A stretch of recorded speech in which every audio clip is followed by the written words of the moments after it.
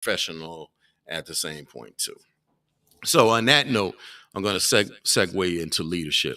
So leadership is a topic that it's not a new topic. It's not a topic that um, people are amazed with. It's not a topic that it's a new topic, but it's always that question mark and that cloud of smoke when it comes to leadership in the Black community. I think we have more misinformation and disinformation that goes around what a leader is supposed to be than any other race there is. And a lot of it has to do with ourselves. And how do you reflect and how do you portray yourself as a leader? So is everybody a leader? Well, no. Is everybody a follower? No. Does everybody have leadership qualities? That depends on you. That depends on what's in your heart and what you define as leadership. And another piece, what I said would define, what do you define a leader as? Is it leading the people? Is it action steps? What is a leader? Is it somebody, because I know a lot of people that you wouldn't consider in this community a leader, but behind the scenes, they get a lot of stuff done. So the reason why we want to talk about leadership is because we're the only people, and I'm talking about Black folks, we're the only ones that put a cloud over what the definition of what leadership is and what the expectations and the roles of what leadership really is. And I want to say this, I want to regress a little bit, and I want to say this. Everything that's happened us into the city of Springfield, or what's happened us to around the world, because everybody, we all have the same issues in our community, with the lack of resources, the organizations not get funded, all of that stuff has to do with us. I'm not blaming no outside sources no more. It has to do with us, because you see a lot of people complaining about resources and a lot of people complaining about certain organizations not at the table. But then when it's time to run people, to put people in political positions to make these things happen, we don't have reliable candidates. We don't identify candidates. And another piece, the thing is, the biggest issue out of all is we don't get involved. The biggest issue. Listen, this is true. I want to say this. I know Daryl got to jump because he got a lot to say about it. I want to say this. Everybody's laughing at Herschel Walker right now. You know, Herschel Walker is only 2 or 3 percentage points behind the other brother that's been there for 7 years. Now, I've talked to people in Georgia, and I've heard he's the same way. You know, he's the same way. He get in these positions. He's only taking care of his friends. He's only taking care of the people that he know. And then you got somebody like Herschel Walker, and then all the memes come across the internet as some kind of fool and clown. Now, he might be a fool and a clown, but that doesn't mean he have an agenda. He doesn't appeal to people. So the thing about one of the things I admire about him, at least he got up and ran. At least what he stand for might not be what we stand for, but he got up and ran. He did something about it, and he told you why he's running. Because this person ain't bringing the resource, and they don't care about the people in Georgia. Whether that's true or not, we don't know. But the issue is we have a lot of people on the sideline that are problem solvers, but one, they don't get involved. They don't point you in the right direction, and they don't have these conversations behind the scenes that we should be having conversations. So on that part, as far as leadership, everything that's happening to us is our fault. And I want to say this, and I want to say this too, is we can't keep complaining about we don't have this and we don't have that if we're not politically getting involved. Now, some people, and even including myself, I always carry that narrative that I'm not a political person. But that's starting to change in my mind, because in order for you to navigate through the resources and understanding of what the role of leadership is supposed to be like, you have to be a political person. You have to understand where the resources are. What needs this? What part of the community needs this? Where the resources need to be. Because the same people that come and run into the community that'll listen to you don't have the same agenda as you. And another thing too is a lot of people that have come in to your community, we don't hold them a point to what agenda that they're running on or to our agenda. There should be not nobody should come into your community without listening to what your agenda is and how to appease your agenda. And how many times do people ask for your vote without telling you what they're going to do for you? See, you can't get mad at everybody else. Because I'm pretty sure when people that don't look like us get in an office and people are taking care of people, that's because people made them accountable to take care of people. What you going to do for me? You're not getting my vote unless you run on. We don't do that. But constantly, year after year after year after, we vote. It's an empty vote. Because we get nothing and ask nothing out the vote. That's why voting, if it's not utilized properly, can be fraudulent at times. Because if you're voting and if you're voting just for name recognition and you're voting and you're not getting nothing out of it, that's a fraudulent vote. It's a fraudulent vote. And too many times people come into your community or people ask for your vote, not telling you what they're going to do for you. And we sit up and we let them say what their agenda is, not including, knowing it has nothing to do with you. And we'll clap and then go vote for them. And why aren't we putting these people to the fire? No, you're not walking in my church for 5 minutes and speaking and then walking out when you're done. No, what are you going to do for our people? What have you ensured or what resources are you going to spread to the organizations that most need it in the community? And what is your agenda that you have? And not only what is your agenda, did you see our agenda? Well, I think it goes back before that, to be honest with you. We have a problem in the fact that we never get to choose our options in terms of who leadership is going to be or not be. So when we talk about parading people through our churches, through our festivals, through our neighborhoods, these are folks that were selected outside of our community. Mm-hmm. And I think that's a problem. When I walked out, you were saying how, we have to be active participants in this entire process, mm-hmm. which means that we have to start selecting our candidates. Mm-hmm. And it's like all too often we have people who are aptly qualified, folks who have great leadership potential, folks who would make great policy analysts, policy writers. People can go to Boston or downtown and get the job done the way we need it to get done. Our problem is the rest of us won't get behind a strong candidate. Right. And I'm not talking about some self-appointed leader. I woke up this morning, and God told me I should be a city councilor. Lies. Mm. Leadership should be selected by the people. If the people aren't stepping up to determine who that leadership should be, then we get stuck with whatever, clown and blackface that they send us, or whatever white, Asian, Latino, whoever that parades in our community. So sometimes it's like people say, you got to vote. You got to make that choice. You're not really making a choice when all the options are laid out. Right. All the controlled options. Well, we got to move back. We got to stop talking about when they come to our churches and start saying we decide who's going to come through, because we're going to decide who the elected officials. Well, let me ask you that, since you brought up the point. Because that's a good point that you brought up. Let me brought up the point. Let's backtrack a little bit. What you said.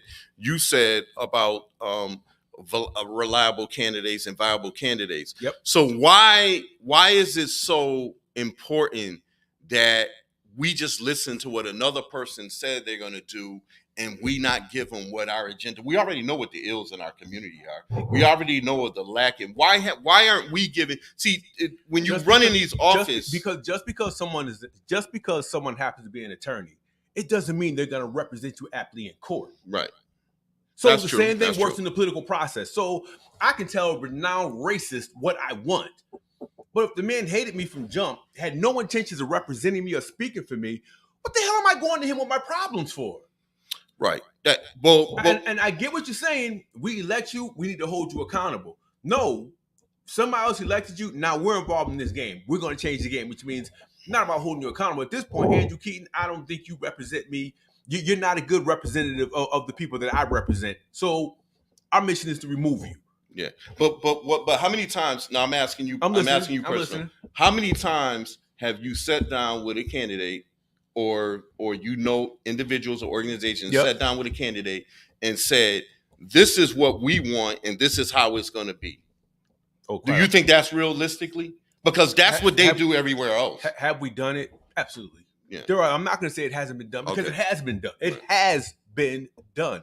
I participated in those meetings here when I was in New Haven, when I was in Waterbury, when I was in Mint. It's been done. Mm-hmm. So we do it. Our problem is we still have all the wrong options. Right. Again, just because you're an attorney, it doesn't mean you're going to represent me when we get in front of the judge. Mm-hmm. Just because I vote for you doesn't mean we come on, man. We got people who we voted down in room 214. We got people who are going back and forth to Boston from our neighborhood. Folks we see jogging through the neighborhoods, and they don't represent us the way we're supposed to. Right. They know what we want. They sat in the panel discussions, there's community forums.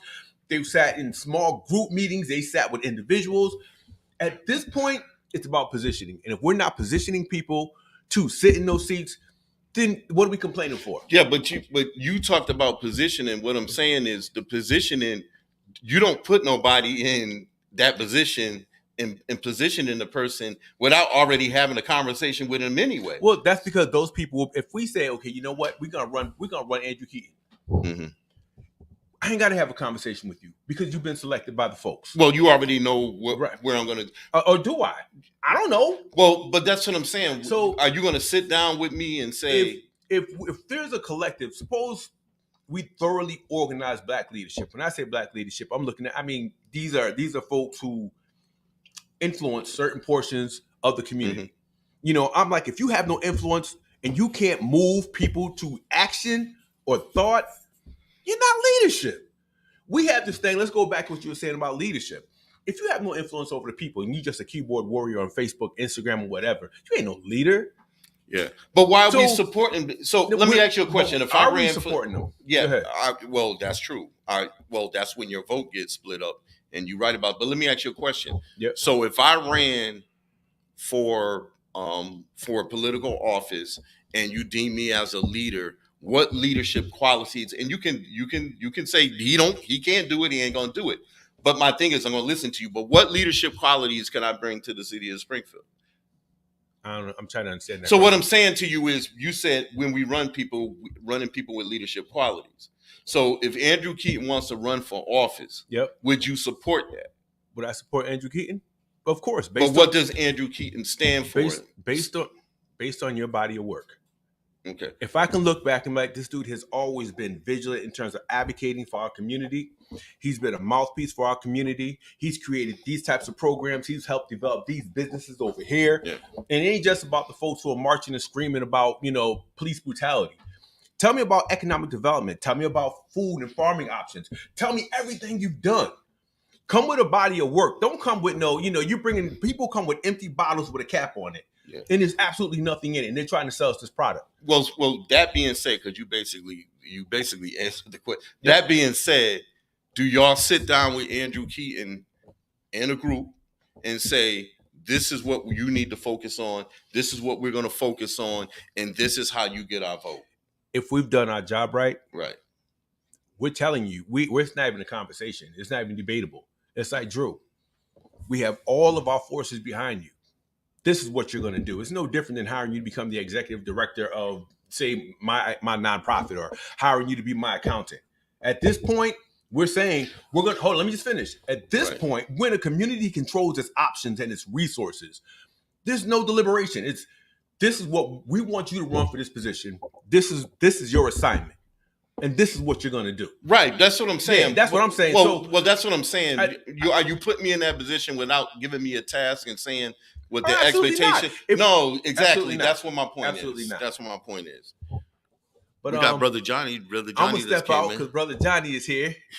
No, we want you to stay. We got to get a stay. We want you to. We want you to stay in this conversation. Well, let me let you get your seat. I'll grab another mic and hook it up while you guys. Yeah.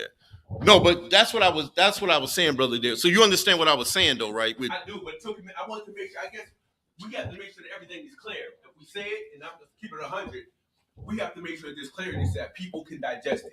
Yeah, know exactly what you're saying. Yeah. So, and the other piece too is, do we have to support everybody that's brought in front of us? We don't. We don't.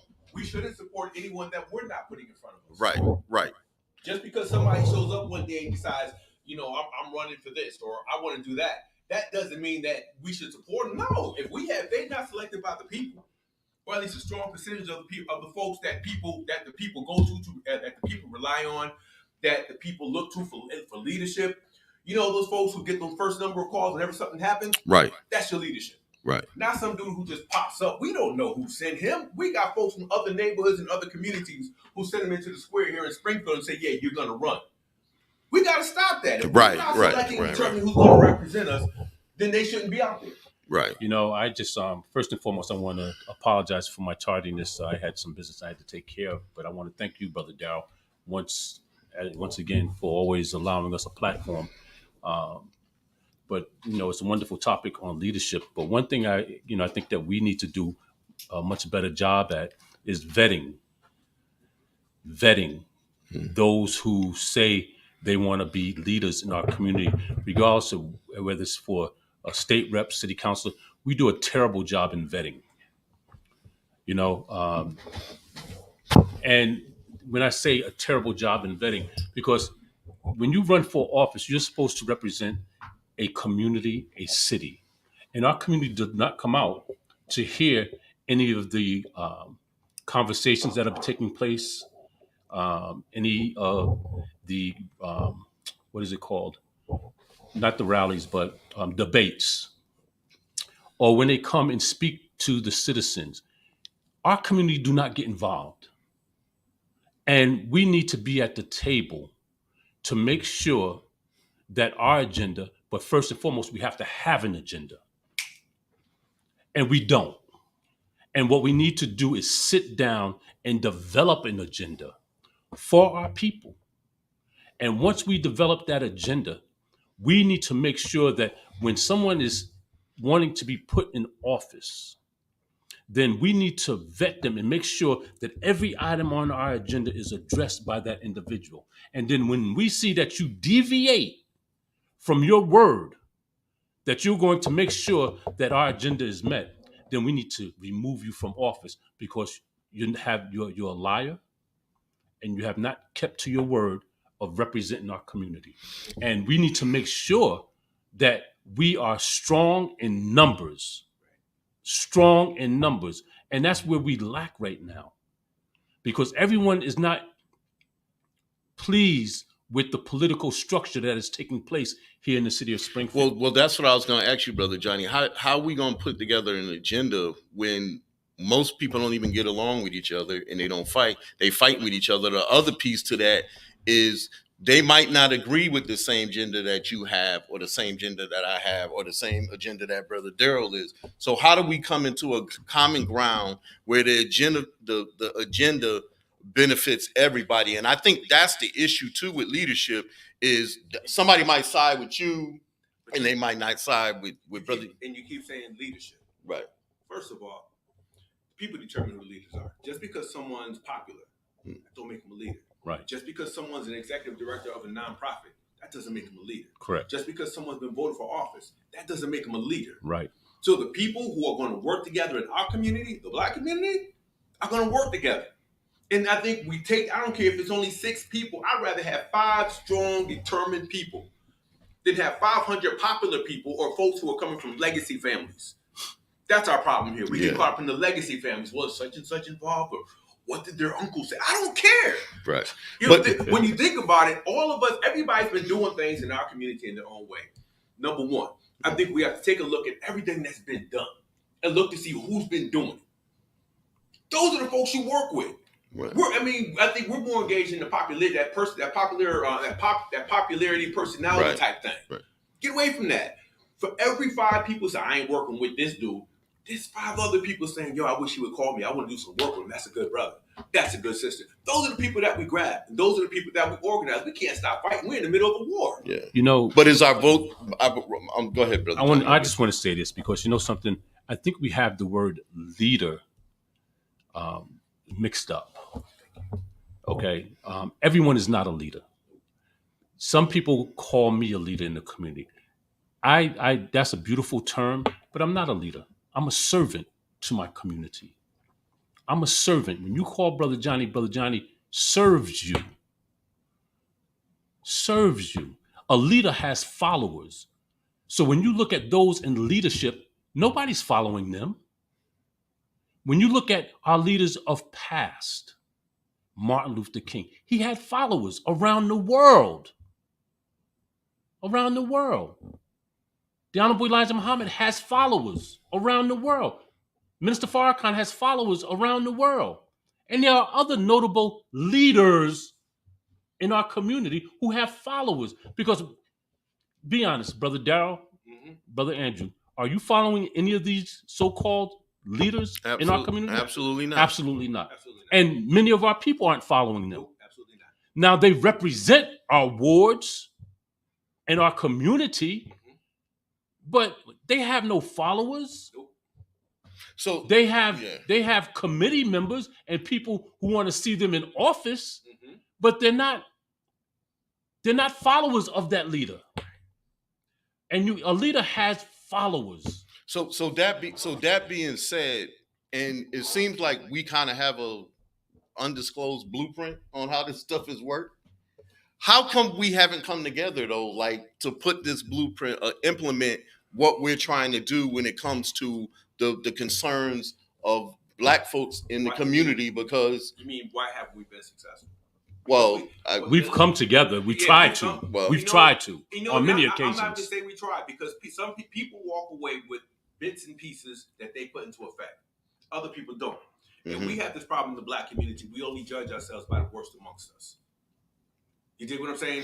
Is that going back to we don't like each other as a community? We don't like some people? No, but I'll say it though. You can say it, but I'm going to say it goes back to the fact that a lot of us are unfocused and we're lazy. Let's call it like it is. Okay, right. Because we walk into these meetings, we talk a good game, we know exactly what has to get done. Right. But don't do it. And when we don't do it, we can't just attribute it to, well, you know, them cats don't want to work because they don't like me, or these people don't like. No, let's throw that out the window, because if you haven't heard from the horse's mouth, then we don't know who doesn't like who. Well, I just said, we don't always have to agree. We ain't got to get along. We've been working together for I don't know how many years now. We don't always agree. We don't always agree, but we've always come to a consensus. So when we talk about Black people working together, and we've been able to work together for 20, 25 years, knowing that we don't always agree. Right. We have different circles that we rock with. We go in different directions after we do what we have to do. But that doesn't mean we don't work. So it's like we got to take count for what we actually do right. But like I said, this goes back to my initial statement. We already have a blueprint. We're just not implementing it, right? Right. Okay. Well, they were like this. A couple of years ago, and it's personal, so I'm going to bring it up. I don't care. Right. A couple of years ago, when the city council came after Victoria Road, did everybody in this freaking community work together? No. Yes. Oh. No, I would say so. Did we get over 200 people up there? Yes, we did. Yes, we did. We put out the call. Yes, we did. Let me tell you, I can start naming all the people who said, you know what? Nah, we're with you. I'm with you. Y'all jumped right on board. Henry Tom. I can start naming all the people who don't normally work together, came together, and it was the vote ended up being 12-1. Because we worked together. I think we can work together when we put the call out. Another thing is, we say that we work together, but how often do we go to the community with the challenges that they should be aware of? Right, how often do we attempt to educate the community on the challenges that work? Because we were on the radio every day, every Monday, Tuesday, Wednesday, Thursday, Friday. Everybody was talking about it, so people were aware of what was going on. We've done that a couple of times, but you know, and it works. You know something, Brother Darrell, and you can bear witness to this because we had city councilors that were at odds with us wanting to put our sister in that position. Absolutely. Am I correct? Yes. Who we thought would be in favor of our sister in that position. But when they and it wasn't numbers, until they seen the community, the constituents that voted for them on the side of Sister Victoria, they switched up on us. Right. Then now all of a sudden they want to come on board because they see all the people that came to our sister's defense. Absolutely. And now take a look at the people who called everybody to action and people who responded. So the thing is, our folks are looking for guidance. They're looking for direction. First time I read the history book, I read the autobiography, and I'm like, oh, shoot.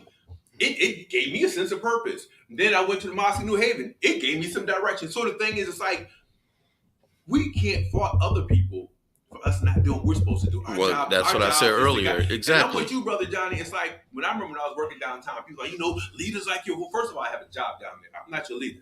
I'm a role player. I can organize the heck out of any type of event, panel session. I can get bodies in the room. I'm not the dude to be on the mic. That's not my thing. Right. I am not your leader. I'm here to work with you. My job is to motivate you to get up and do more. And I think when it comes down to folks organizing and getting right in our community, people need to know their roles. Know their role. Everybody can't be Minister Farrakhan. Yeah. Everybody can't be MLK. Everybody can't be Medgar Evers. Yo, it's like y'all play sports. Right. Basketball, right? Mm-hmm. Point guard ain't got no business in the middle with some 6'9", 6'10" dude. Correct? Know your role. And work your role to the best of your ability. Well, isn't that the problem though with the community? Is people people can be listening to the radio right now. They don't care what you say about that because regardless if you deem them a leader, they're a leader anyway. But they're not a leader. They're not a leader. That's the issue. But that's the issue. Yeah. You're not a leader. You're not a leader. You're not a leader. You're not a leader. Okay? Because you might have a couple people who might entertain you. And that's what they entertain you. But that doesn't mean you speak for the whole. Okay? Right. You don't speak for the whole. But even on that case now, and it's true what everybody's saying because maybe you're not. But how do we ball that all in and put that in all one accord? Like I think you said it best, roles.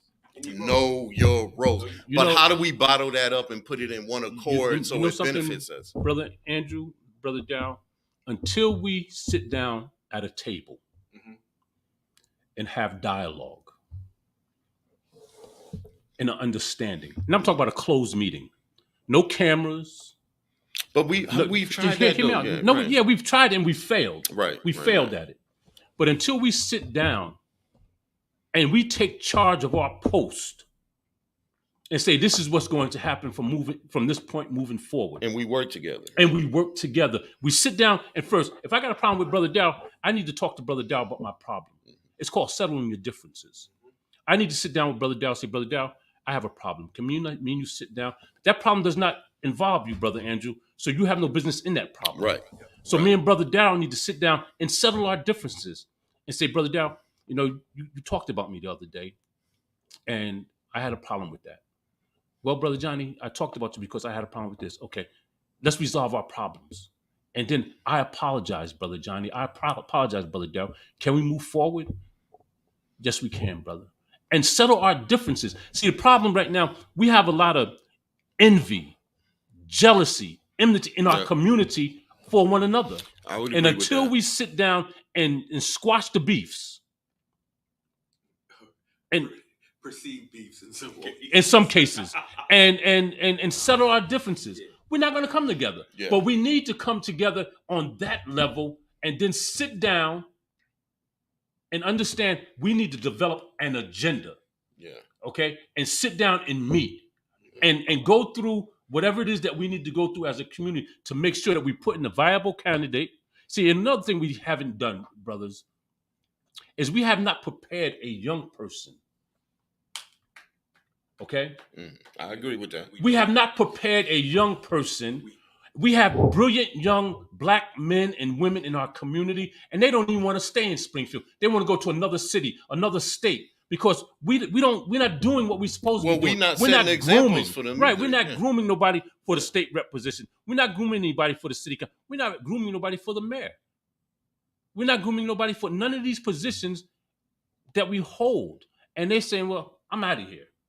I didn't go to school for this. I didn't work all these days, to get these degrees and be looked over. You were right, brother. You were absolutely right when you said you don't follow family traits and all Right, like this right. and that in politics. No, we're not doing that. We have to be free thinkers, be men and women who think on our own and not because of what we've seen in the past. Well, I mean, that's true. The past, and I'm not being negative. I'm just saying we just having this dialogue because the past keeps coming. It keeps rolling back on us. It keeps rolling back on us. But that's because we allow it. But it's time now. Now it's time. If we don't do this now and come together and have these conversations now, then it's just going to be all a revolving door. And we're getting older. We're getting tired. It's time. And I'm just saying, there's a whole cadre of young people who are Right. dynamic and they're doing things. Right. Our problem is, I'm not going to say we haven't prepared them because a lot of them have been prepared and prepped. We don't acknowledge them because some of us are so focused on what we do. We're so myopic in our thinking at times. That's one. Number two, I think we really have to change the language that we use. Every time we talk about us, it's always from a deficit perspective.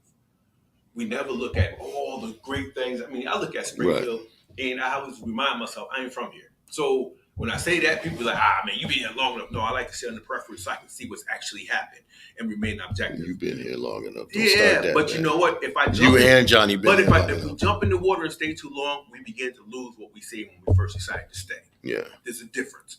Let me finish this thought. Okay. There's just so many positive things happening in the Black community that we never acknowledge.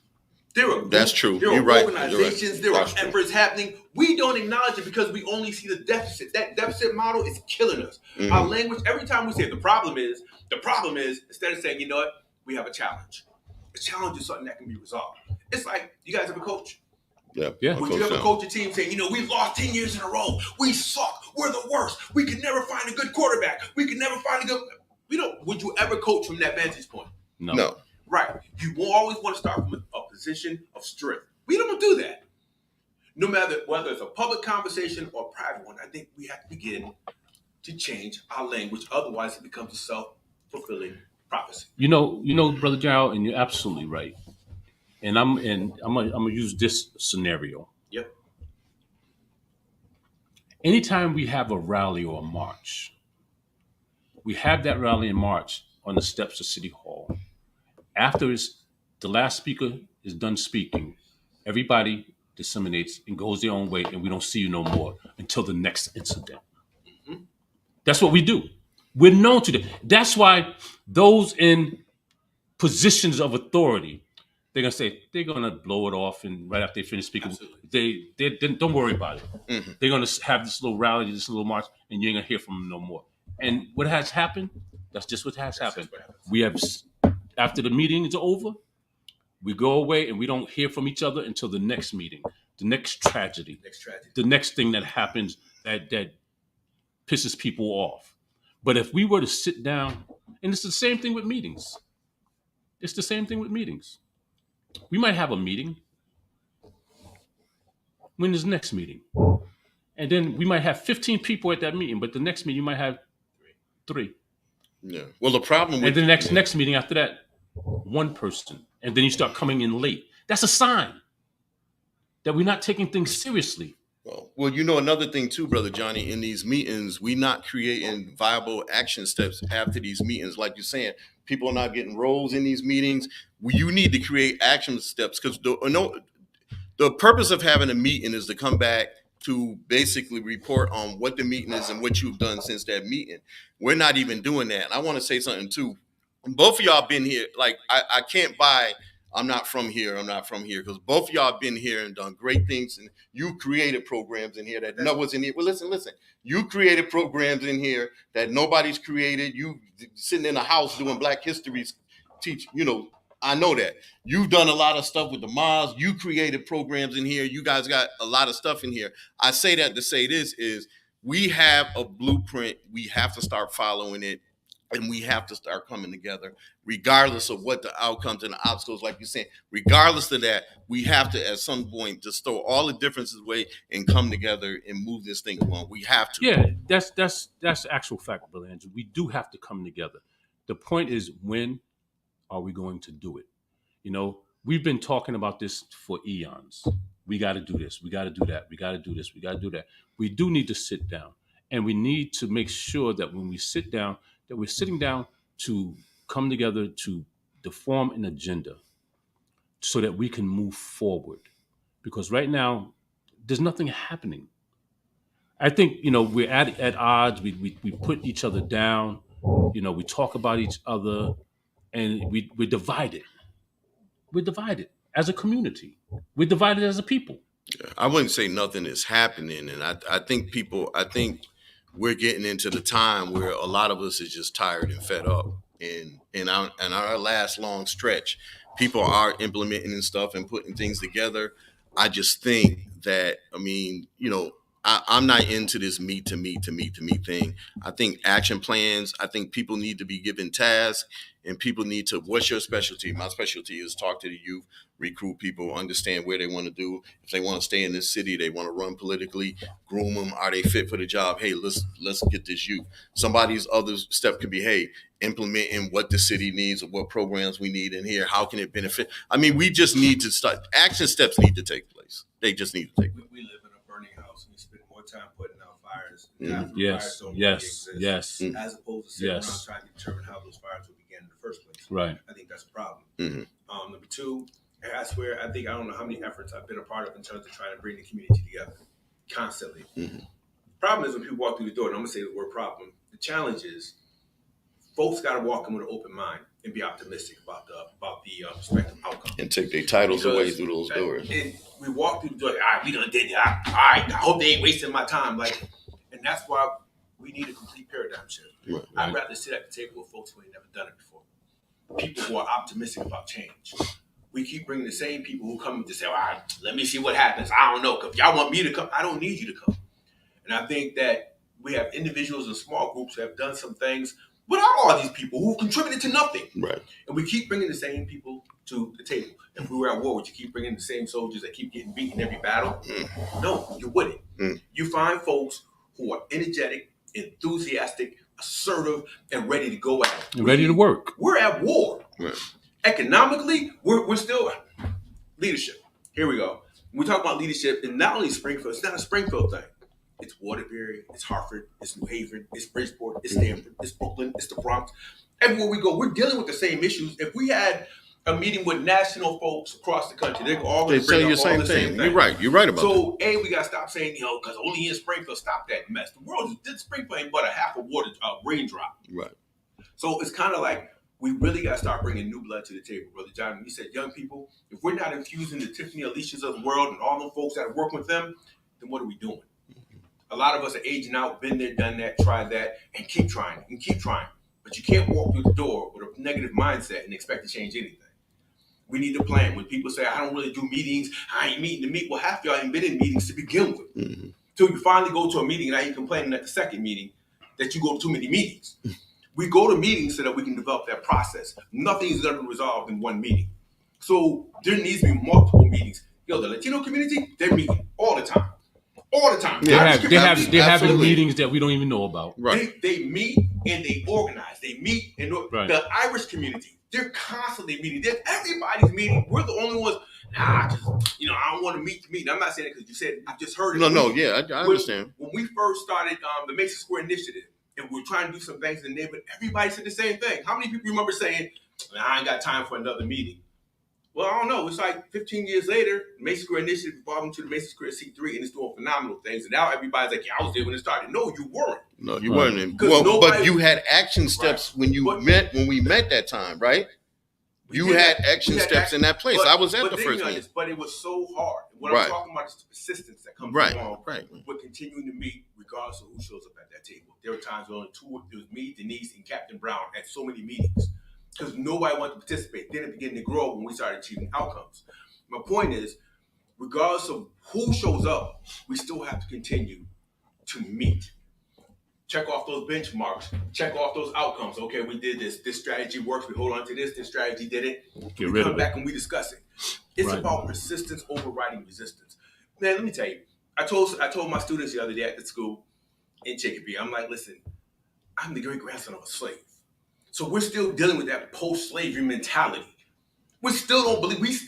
We're like a whole nation full of imposters. We're sitting at a table, even amongst ourselves, thinking, "Yeah, I really don't belong here." But what comes out is the ego and the bravado. First of all, let's convince ourselves that we control our community. I belong at this table. I deserve to sit here with Brother Johnnie and Brother Keaton because I have something to say, and I have some ideas that I know, some strategies that I know will work. We have to change our mindset. We have to change our language, and we have to get out there. When I think of the nation, and I always bring it up, not because Brother Johnnie's here. Yo, man, they transformed so many people. Why? They took it to the streets. They had people changing the way they dressed. They had people changing the way they behave. Had people changing the way they think. Had people changing their outcomes. How many brothers turned around and started leading strong, positive, healthy families? Right. Half them cats, when you look at leadership across the country, half of them either had a relative that was involved in the Panthers or involved in the nation. Mm-hmm. Right. So it's kind of like we can't look back and say it was never done because we have too many examples of this stuff working. So we have to change that. We have to convince our people that we can do this. We can do anything we want to do. We're still here. 200 years later, Abe Lincoln said, "Don't worry about the Negroes because 100 years or a century from now, they will no longer exist in this country." We're still here. So we have to pay homage to the ancestors who came before us. We have to look at our capacities and look at all of our achievements, and we can continue to grow. And that's how we walk into a meeting with attitude like, "Yo, we can do this." But we can't walk in saying, "Yeah, here we go again." All we do is fight. We got to stop that. I'm done. I'm off my soapbox. No, I mean, you're right about that. Like I said, but when I said meet to meet, I want meetings with action steps. And when we went to that first meeting, we had action steps, we had an action plan, and people went out and did things. I've been in too many. When we went to the after the second walk, right? We had meeting, we had an action plan, we had steps, right? We were out in the middle of we were out in the streets every other day, right? We were knocking on doors. The numbers got lower and lower and lower. So the thing about it is you have to be accountable for yourself. If I'm given a mission and you say, "Well, Brother Andrew, I need you to do this, I need you to do that," that's my mission. If I stick to my mission, then things will get accomplished. The problem is we fall out. You said it too. We're lazy, we fall out, and we want to point the finger at everybody. So if I'm given a mission, and we all are given a mission and we on one accord, because that's my whole concern about us getting on one accord. We can be successful. We already had the blueprint. Well, one thing in closing, because it's now 12:58. When that meeting is called, we have to make sure that, we control our meeting, because you're going to have those that's going to come in and going to try to throw the meeting off. You have to say, "We're not here for that. We're not here for that. We're not here. Listen, we're not here for that. We're here for this." Okay, if you're here to just spew your venom, you can leave. And not be afraid to tell a person, "Get the hell out of here." Okay? We're not here for that. We're here for this. Okay? We know how you feel. You've already expressed how you feel in the days past. We're here for developing an agenda and moving forward to make our community a decent and safe place to live. Absolutely. It's 12:59. I want to thank you once again for tuning into the Respect for Life show. Once again, Brother Daryl, Brother Andrew. I like the setup too, man. It's a nice setup, man. I like this, Brother Daryl. Yeah. Praise be to Allah, man. Drew Keaton. Oh, I'm sorry, brother. Forgive me. Do you play any music, Brother Daryl, or how we just go out? Okay. Praise be to Allah. Yeah. Thank you for tuning into the Respect for Life show.